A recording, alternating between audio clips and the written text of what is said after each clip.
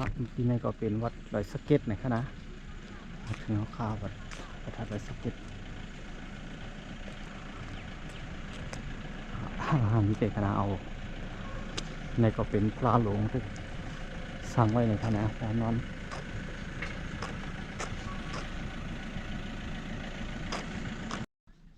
ราคาไม่สูงค่าเมื่อเรียวก็มาอยู่ที่วัดพระธาตุดอยสะเก็ดนะครับนะเมื่อเรียวก็มาถึงข้างในคาอยู่ห่างนี้แต่คาก็ถึงคณะนี่นะครับนี่แล้วก็เป็นพระหลวงเป็นพระเนี่ยถ่ายไว้นะครับไปมาขึ้นซ่อมกันค่ะนะเดี๋ยวไปคำอีกเนาะนะถ้าได้ถ่ายขึ้นกว่าให้นั่นมันเลยครับก็เพราะว่าคนขนาดผมติดเงี้ยนะคนนี้ก็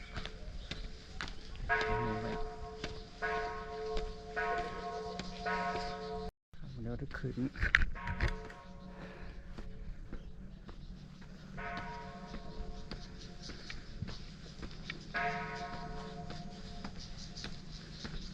มาร่างเลยอึ้งนะอยู่ห่างอีกแต่ค่ะ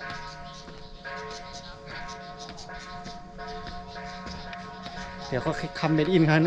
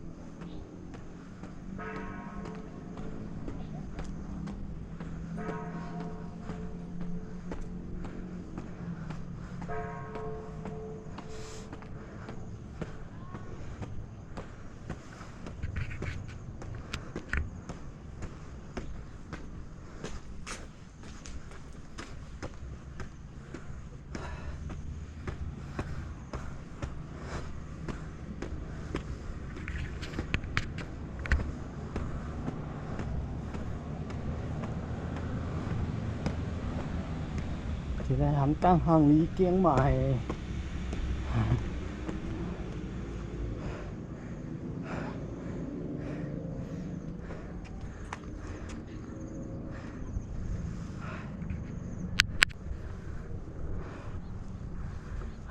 đi